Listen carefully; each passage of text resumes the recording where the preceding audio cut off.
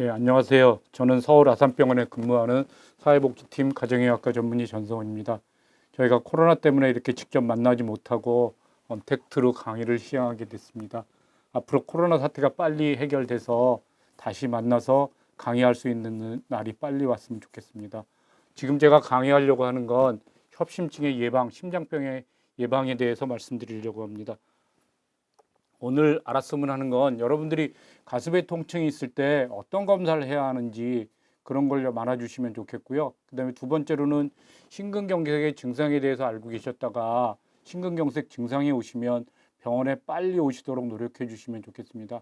그다음에 협심증이 어떤 경우에 협심증이 많이 생기는지, 협심증이라고 하는 거는 관상동맥에 생기는 동맥경화이기 때문에 동맥경화를 예방하기 위해서 어떤 노력을 해야 되는지, 그다음에 그것을 위해서 담배 끊는 거, 운동, 적절한 식사요법이 가장 중요합니다.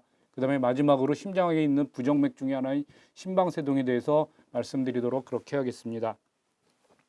그럼 가슴에 통증이 오면 우리가 어떤 질병들을 의심해야 되는지 먼저 말씀드려보면, 우리가 가슴에 통증이 오면 이거 금방 죽을지도 모르겠다 하는 그런 두려움이 드는 그런 증상이긴 합니다.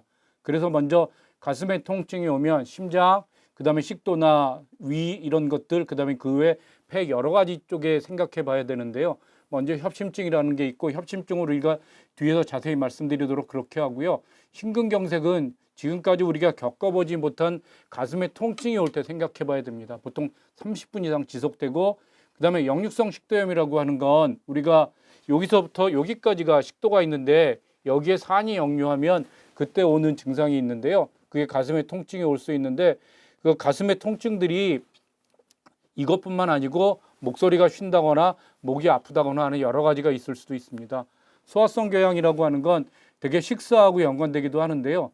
공복 시에 오는 통증은 십이지장 궤양, 식사 후에 통증 오는 것은 위궤양이라고 생각할 수 있는데, 이게 명치 끝에만 있으면 문제가 없는데 다른 쪽에 문제가 있을 때도 그 가슴의 통증으로 나타날 수 있어서 우리가 내시경을 해봐야 되는 그런 어려움이 있을 수 있습니다. 대상포진에는 우리가 한쪽에만 이렇게 띠 같은 것들이 나타나는 건데, 의사가 가슴을 열어서 피부를 보면 알 수 있는데 그냥 가슴의 통증이 딴 거라고 생각하고 진찰을 하지 못하면 알 수 없는 그런 병입니다. 기흉, 폐렴들은 주로 호흡하고 관련되는 건데, 특히 기흉이라고 하는 건 공기가 찬다고 하는 건데 숨 쉴 때 많이 통증이 오는 이런 질병이긴 한데 이것도 역시 호흡하고 관련된 게 특징적입니다. 근육통은 주로 움직이는 거하고 연관돼서 통증이 올 수 있는데, 이게 어려운 점이 뭐냐면 각각의 증상이 특징적이긴 하지만 우리가 제일 두려워하는 심근경색이라고 하는 게 보통 어르신들한테는 소화가 안 된다, 피곤하다 이러다가 밤에 돌아가시는 이런 일이 있기 때문에 가슴에 통증이 왔을 때 이와 같은 여러 가지 질병을 의심해서 여러 가지 검사를 해야 되는 그런 어려움이 있습니다. 오늘 제일 처음에 말씀드리려고 하는 건 심장에 문제가 돼서 가슴에 통증이 왔을 때 어떤 증상이 있고 왜 그런지를 알아보도록 하겠습니다. 그림에서 보이는 것처럼 심장으로 가는 혈관이 막혀 있을 때 심장으로 가는 혈액 공급이 부족해서 허혈성 심질환이라고 얘기합니다. 그러면 심장병은 지금 말씀드린 허혈성 심질환이 제일 많고, 그 다음에 판막성 심장병, 중격결손, 심장비대, 부정맥 이렇게 여러 가지가 있습니다. 되게 심장병이라고 하면 협심증만 있는 걸로 알고 있는데 여러 가지 질병이 있을 수 있어서 허혈성 심질환이라고 하는 건 심장으로 가는 동맥경화, 관상동맥에 동맥경화가 생겨서 혈액 공급 부정으로 생기는 질환입니다. 그 다음에 그거는 협심증, 아주 완전히 막히면 심근경색이라고 얘기하고요. 판막성 심장병이라고 하는 건 우리 심장에 방이 4개가 있어서 동맥하고 정맥하고 섞이지 않도록 그런 역할을 하는 게 판막인데, 거기에 문제가 생겼을 때 동맥하고 정맥에 깨끗한 피하고 더러운 피가 섞이는 그런 문제가 생길 수 있고요. 그다음에 중격결손은 심장의 방 중에서 그 가운데 구멍이 뚫렸다거나 하는 문제가 있고요. 그다음에 심장 비대는 여러 가지 이유로 심장이 커졌을 때 심장이 재기능을 못하는 그런 문제가 생길 수 있습니다. 부정맥은 심방세동이라고 하는 건데 심방이 재기능을 못해서 뇌졸중이 많이 생길 수 있는 그런 문제가 생길 수 있습니다. 그리고 협심증이라는 게 뭐냐? 동맥경화 등으로 인해서 관상동맥에 혈액 공급이 부족해서 생기는 증상인데요. 이때 생기는 가슴의 통증이고, 가슴이 좁아진 듯 조이고 뻐근한 통증이고, 가운데 불편한 압박감이 있고요. 왼쪽 어깨나 이런 쪽으로 방사통이라고 해서 통증이 뻗칠 수도 있고요. 안정 시에는 증상이 없을 수도 있습니다. 아주 드물긴 하지만 구토나 호흡곤란을 동반하기도 하고요. 요즘은 건강검진을 많이 하니까 건강검진에서 발견되는 경우에는 증상이 없는 경우도 있습니다. 그래서 협심증의 종류가 여러 가지가 있는데 안정형 협심증, 불안전성 협심증, 이형성 협심증이라고 하는 것이 있는데 안전성 협심증이라고 하는 게 가장 맞습니다. 운동이나 심한 스트레스를 받았을 때 가슴에 통증이 오고 안정 시에는 없어지는 건데요. 그래서 우리가 건강검진을 했을 때 운동할 때 가슴에 통증이 온다면 꼭 심장검사를 한번 받아보시도록 그렇게 권유합니다. 불안전성 심장병은 이렇게 좀 더 심해졌을 때는 쉬는 중에도 가슴에 통증이 생길 수 있고 증상이 심하고 오래 지속되는데 이건 반드시 치료를 요합니다. 불안정성 협심증의 치료라고 하는 건 예방에는 약물 치료가 있지만 우리가 뒤에서 한번 보겠지만 가장 근본적인 치료는 혈관을 뚫어주는 스텐트 치료이기 때문에 불안전성 협심증 경우에는 스텐트 시술을 해야 하기도 합니다.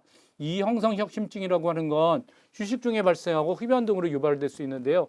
되게 술 먹은 다음날 아침에 많이 생기는데 관상동맥이 경련으로 인해서 발생하는 걸로 되어 있습니다. 그래서 담배를 끊는 게 치료가 될 수 있습니다. 그다음에 협심증의 진단은 여러 가지를 해봐야 알 수 있는데 심전도만 하면 진단할 수 있다고 생각하시는 분들이 아주 많이 계십니다. 그래서 심전도 하나만 하면 심장 전체의 문제를 다 파악할 수 있을 거라고 생각하는데 심전도만 가지고는 이게 가장 심장의 기본적인 검사긴 하지만 협심증의 검사에서는 좀 부족한 면이 있습니다. 안정형 협심증인 경우에 안정 시에 심전도를 찍었을 때 심전도가 정상으로 나오기 때문에 안정된 상태에서 찍는 심전도가 정상이라고 해서 협심증이 아니라고 말씀드릴 수 없는 어려움이 있습니다. 그럼 제일 기본되기는 심장의 검사는 운동부하 검사하고 심장 초음파 검사인데 운동부하 검사는 옆에 있는 그림에 있는 것처럼 러닝머신에서 가슴에다가 여러 가지 리드를 붙이고 심전도하고 혈압을 재면서 뛰면서 하는 검사예요. 원리는 뭐냐면 협심증이 있을 때는 어느 정도 혈액 공급이 되기 때문에 안정 시에는 증상이 없다가 우리가 심장에 부담을 주게 되는데 심장에 부담을 주는 판단은 맥박수를 나이에 비해서 되게 올리게 됩니다. 60세 이상 되는 여러 어르신들 경우에는 되게 100회 내지 110회 이상 올리면 심장에 완전한 심장이 부담을 준다고 판단하는 거고 그렇게 심장을 부담을 줬을 때 가슴에 통증이 온다거나 아니면은 심전도에서 심장으로 가는 혈액 공급이 부족하다는 그런 사인이 왔을 때 협심증이 있다고 의심할 수 있습니다. 그래서 이 정도 검사는 해봐야 협심증이 있는지 없는지 알 수 있으니까 여러분들이 특히 운동할 때 가슴에 통증이 온다고 하면 운동 부하 검사가 기본적인 검사가 되겠습니다. 심장 초음파에서는 심장의 모양을 볼 수 있고 그다음에 심장의 한쪽 벽이 잘 움직이지 못한다거나 이런 것들을 파악해 볼 수 있고요. 그다음에 혈액 검사해야 될 것 같고 혈액 검사에서는 콜레스테롤이나 아니면 심장 효소를 봐서 그런 것들에 문제가 없는지 확인할 수 있고 흉부 방사선 사진에서는 폐에 문제가 없는지 볼 수 있습니다.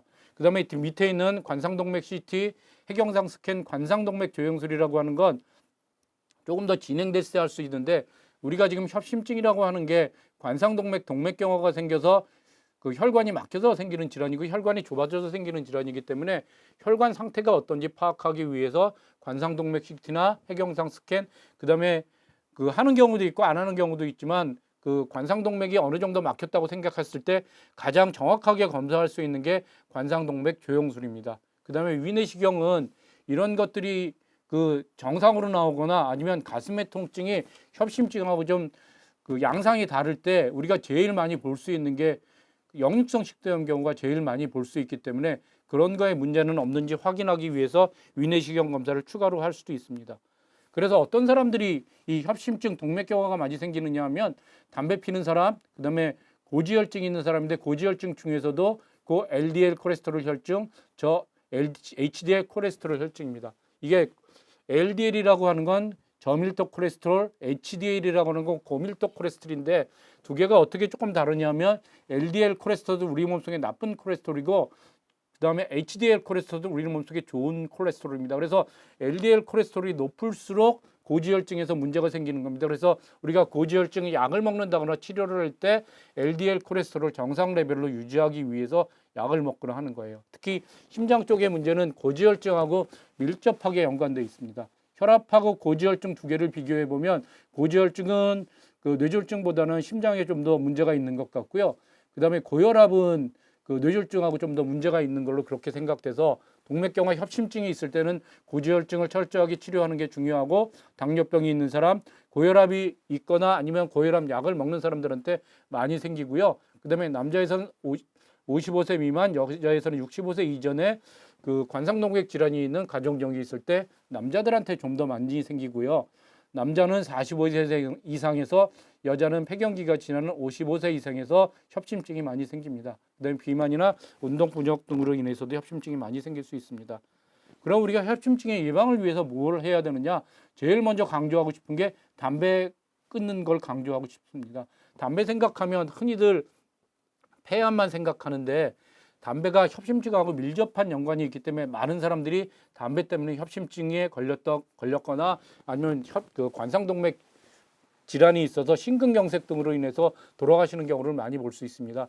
그 다음에 술 끊는 거에 대해서 말씀드리면, 과거에는 포도주 한 잔 정도는 우리 몸속에 피를 깨끗하게 해서 우리 몸에도 좋을 거다 이렇게 생각했었는데, 이제는 완전히 금주를 권유합니다. 한 잔의 술이라도 심장이나 아니면 우리 몸속에 좋은 영향을 미치는 건 없다고 현재는 많은 의사들이 그려내기 때문에 술도 완전히 끊는 것을 권유합니다. 그다음에 음식은 싱겁게 골고루 먹고 채소와 생선을 충분히 섭취하라고 권유하는 겁니다. 특히 싱겁게 먹는 거는 혈압을 좀 떠들어뜨리기 위해서 그렇고요. 그다음에 적절한 운동이 중요하고 적정 체중과 허리 둘레를 유지해야 되는데, 어르신들께서는 체중을 줄이지 않고 지금 있는 체중을 그대로 유지한다고 생각해 주시면 좋겠어요. 그다음에 고혈압, 당뇨병, 고지혈증, 만약에 약물 치료를 해야 된다고 하면 꼭 약물 치료를 잘 하시도록 하시고요. 정기적으로 혈압, 혈당, 콜레스테롤을 측정해서 내가 지금 약을 먹고 있거나 운동하거나 식사 조절을 하기는 하지만 이게 과연 잘 조절되고 있는지 꼭 확인해 주시면 좋겠습니다. 그다음에 심근경색 증상을 알고 있다가 증상이 생기면 빨리 응급실로 내원해 주시면 좋겠습니다. 그래서 약물 치료는 우리가 보통 아스피린 같은 피를 맑게 하는 약, 그다음에 속효성 혈관 확장제라고 하는 건 가슴에 통증이 있을 때 혀 밑에 넣거나 이렇게 뿌리는 것들인데, 그게 가슴에 통증이 있을 때 효과적이고요. 베타 차단제, 안시온테신 전화 효소 억제제, 칼슘 통로 억제제는 혈압약으로 쓰기도 하지만 이런 것들이 심장에 부담을 줄여줘서 협심증을 심장을 보호하는 효과가 있어서 협심증에 사용하기도 합니다. 고지혈증 치료가 굉장히 중요하고, 당뇨가 있은 분들이 당뇨를 철저하게 치료해 주셔야 합니다. 그러면 이건 약물 치료이지만 우리가 혈관이 완전히 막히거나 혈관이 대개 70%, 80% 막혔을 때는 가슴에 통증이 오거나 이게 그 심근경색 등으로 이어질 수 있어서 혈관을 뚫어줘야 되는데, 혈관을 뚫어주는 거는 어떻게 하는 게 지금 가장 일반적인가 하면, 수술보다는 그 스타그니에 있는 혈관을 타고 들어가서 그게 가이드와이드가 그 막힌 혈관을 찾고, 그다음에 막힌 혈관에서 그 풍선으로 혈관을 늘리고 난 다음에 그 혈관이 다시는 좁아지지 않도록 스텐트 시술을 하는 게 현재로서는 그 기준 치료법이 되어 있습니다. 그래서 여러분들이 그 관상동맥 질환이 협심증이 있을 때 약물 치료나 그다음에 필요하면 이런 스텐트 시술을 해야 되니까, 우리가 혈관의 상태가 지금 몇 %가 막혀 있는지, 어느 혈관이 어떻게 막혀 있는 건지 정확하게 진단하고 난 다음에 필요하면 스텐트 시술까지 하는 경우가 있을 수도 있습니다. 그래서 우리가 스텐트 시술에 관한 동영상을 하나 보시도록 하겠습니다. 우리 그 심장내과에 계시는 박덕우 교수님이 지금 현재 우리 병원에서 굉장히 시술을 많이 하고 계신데, 박덕우 선생님의 동영상을 하나 보시도록 그렇게 하겠습니다.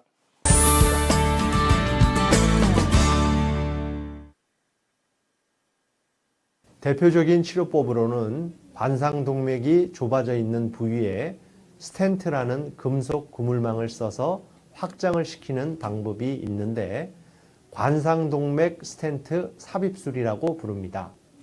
수술은 전신 마취를 해야 하지만 관상동맥 스텐트 삽입술은 마취하지 않고 환자가 의식이 있는 상태에서 혈관을 통하여 긴 관을 심장 혈관까지 넣고 그 관을 통하여 스텐트를 좁아진 부위에 이동시킨 다음에 확장을 하는 시술입니다. 일반적으로 스텐트 시술은 대략 1시간에서 2시간 정도 소요되고 환자가 문제없이 시술이 잘 될 경우 보통 시술한 다음 날이나 그 다음 날 퇴원하게 됩니다. 좁아진 혈관이 다시 좁아지는 것을 막는 약물 용출성 스텐트를 이용해 시술하고 최근에는 생체 흡수형 스텐트가 도입되어 활발히 시행되고 있습니다. 생체 흡수형 스텐트는 시술 후 6개월 이후부터 서서히 녹아 3년 정도가 지나면 완전히 사라지게 됩니다. 그래서 이제 말씀드리려고 하는 건 지금까지는 관상동맥이 완전히 막히지는 않아서 운동할 때 가슴에 통증이 있거나 쉴 때 가슴에 통증이 있거나 뭐 사라지거나 이런 증상에 대해서 말씀드렸는데 지금부터 말씀드리려고 하는 건 심근경색증입니다.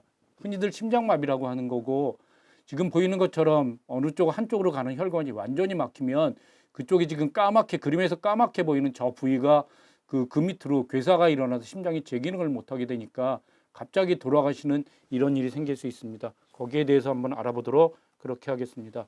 급선심근경색증은 갑자기 혈관이 관상동맥의 혈관이 막혀서 생기는 증상인데 30분 이상 지속되는 흉통이 있고 명치나 가슴 중앙의 통증, 그 다음에 지금까지 겪어보지 못한 가슴의 통증이라 환자가 극도로 불안하고 안절부절 못하고 옆에서 보면 땀을 많이 흘리고 그 다음에 심장이 제기를 못해서 안색이 창백하고 이런 일이 생길 수 있고요. 그 다음에 방사통이라고 그래서 좌측 팔, 어깨, 목 등으로 통증이 올 수 있는데요.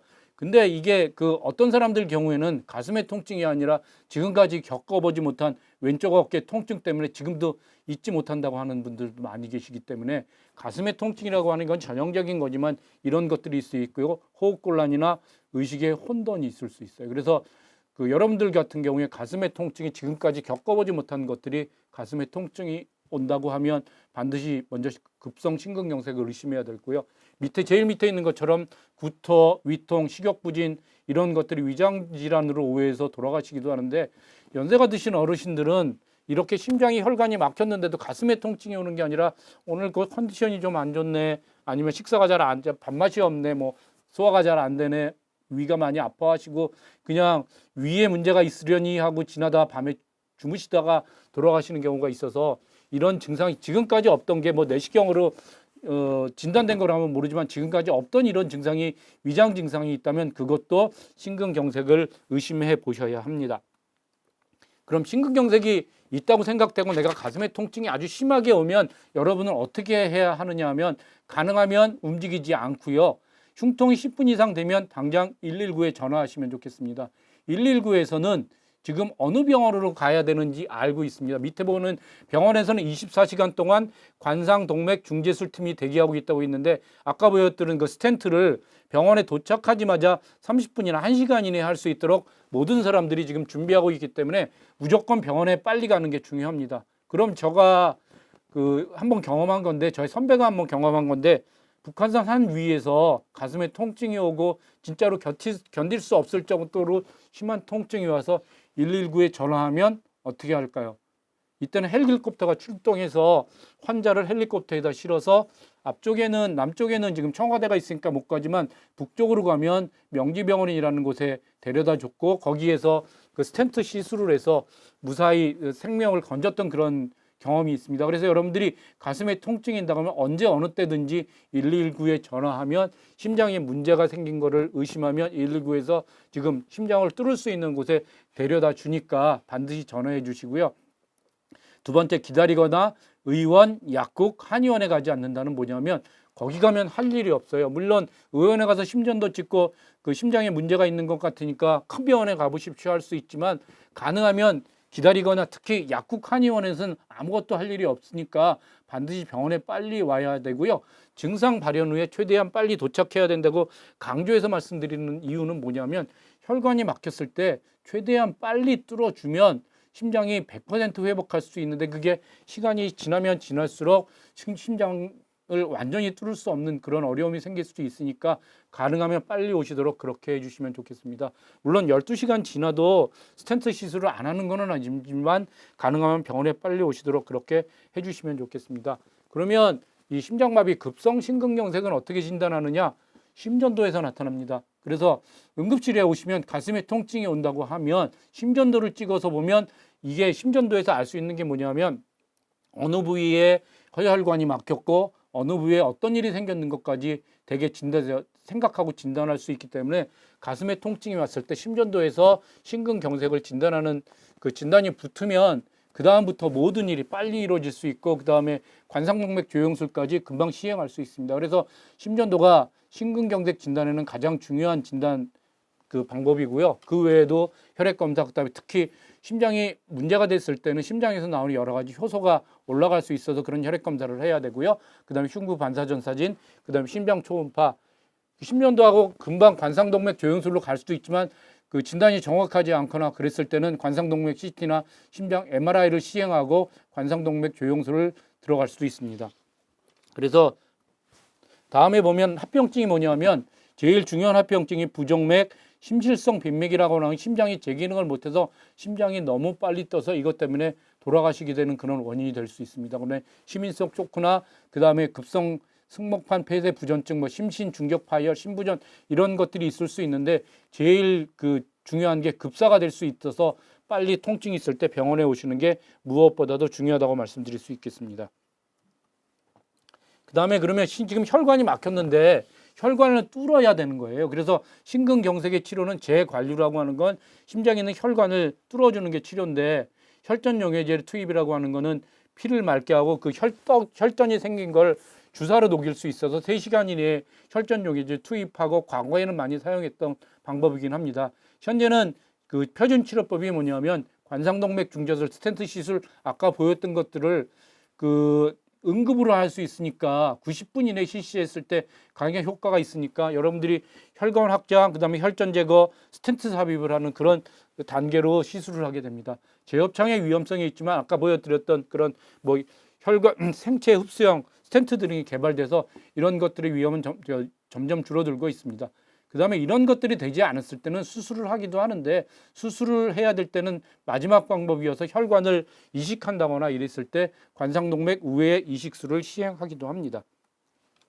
약물 치료는 뭐냐 하면 베타 차단제라고 하는 건 심장으로 자체 그 산소 소모량을 감소시켜서 한부정맥 효과 있고 그다음에 안지오텐신 효과 이런 것들을 효소와 혁제제는 그 심장으로 가는 부담을 감소시켜주는 그런 효과가 있어서 혈압 그 감소 효과도 있지만 어쨌든 심장을 보호해주는 그런 효과가 있습니다. 그다음에 중요한 게 스타틴이라고 해서 고지혈증 치료제를 그 계속 그 사용하게 되는데 동맥경화가 다시 생기지 않도록 그다음에 동맥경화가 안정되고 재발 방지를 위해서 사용하게 됩니다.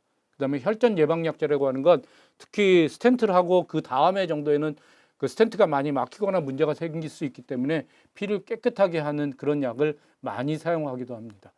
동영상을 하나 더 볼 텐데요. 우리가 겨울에 그 심장병이나 뇌졸중 이런 것들이 특히 지금 같은 겨울에 많이 생길 수 있는데 왜 생기는지 그다음에 증상이 어떤지 치료법은 어떤지 지금 말씀드렸던 것들을 다시 한번 요약해서 볼 수 있도록 그렇게 하겠습니다.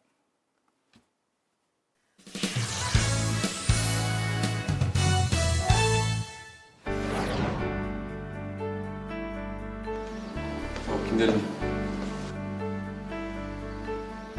정정하시던 분이 어쩐 일로 찬바람 때문이래요. 찬바람 때문요? 네. 김대리님도 조심하세요. 요즘 젊은 사람들도 위험하다잖아요. 예, 안 그래도 병원 온 김에 예방 접종 좀 맞으려고요. 예? 예방접종이요? 독감 때문 아니에요? 찬바람 때문이라면서요. 그게 아니고 찬바람 불기 시작하면 심장 조심하시라고요. 새벽에 조깅 나가셨다가 찬바람에 심장이 놀라서 돌아가신 거잖아요. 아, 근데 심장은 몸 안에 있는데 어떻게 찬바람에 놀라요? 네? 찬바람이 불기 시작하는 겨울이면 유난히 급증하는 환자가 있습니다. 바로 고혈압이나 뇌출혈, 뇌경색, 심근경색과 같은 심혈관계 질환 환자인데요. 실제로 여름 등 다른 계절에 비해 고혈압 환자는 30%, 뇌출혈, 뇌경색, 심근경색 등 고혈압 합병증으로 인한 사망은 20%가량 높다는 통계도 있습니다. 그런데 왜 겨울철이면 심혈관계 질환 환자가 많아지는 걸까요? 겨울과 심혈관 질환과는 어떤 관계가 있는지 오늘 건강플러스에서 알아보겠습니다. 심혈관 질환이란 심장과 주요 동맥에 발생하는 질환을 말합니다. 주로 고혈압, 뇌출혈, 뇌경색, 심근경색 같은 것들인데요. 겨울이 되면 유독 이런 환자가 느는 이유는 우리 몸이 차가운 날씨에 노출되면서 혈관이 수축하기 때문입니다. 혈관이 수축하면 혈관 안을 흐르고 있는 혈액의 압력, 즉 혈압이 갑자기 올라가게 되고 이로 인해 심장 박동이 빨라지는 등 심혈관계의 부담이 커집니다. 이 부담은 심혈관계 질환 발병으로 이어질 수 있습니다. 때문에 겨울철에 심혈관계 질환의 환자가 유독 많아지는 것입니다. 네, 보통 우리가 날씨가 차가워지면 몸을 움츠리게 되죠. 그래서 마찬가지로 심장이랑 혈관도 날씨가 추워지면 이렇게 웅크리게 되는데요. 웅크리게 되면 아무래도 기존에 위험 인자가 있던 사람들이 병에 이렇게 노출이 될 수가 있는데 최근에는 젊은 사람들 중에 운동을 하지 않고 왜 배가 많이 나오는 비만 환자들 같이 이런 환자분들은 전체적으로 우리가 심혈관 질환의 위험 환자들이라고 하는데요. 어떤 위험 인자든지 간에 조금의 병력이라도 위험 요소가 있다고 느끼시는 분들은 이 날씨가 차가워지는 경우에는 반드시 조심을 하셔야 됩니다. 이런 분들의 그 질환이 발생하는 위험이 겨울이 되면 여름보다 한 2~3배 이상 증가한다고 보고가 되고 있습니다. 겨울철에는 새벽에 조깅을 하러 나가거나 기온이 급격히 떨어진 밤에 외부 활동을 하는 경우 갑작스런 찬바람에 응급 상황이 발생하기도 하는데요. 이럴 땐 어떻게 해야 할까요?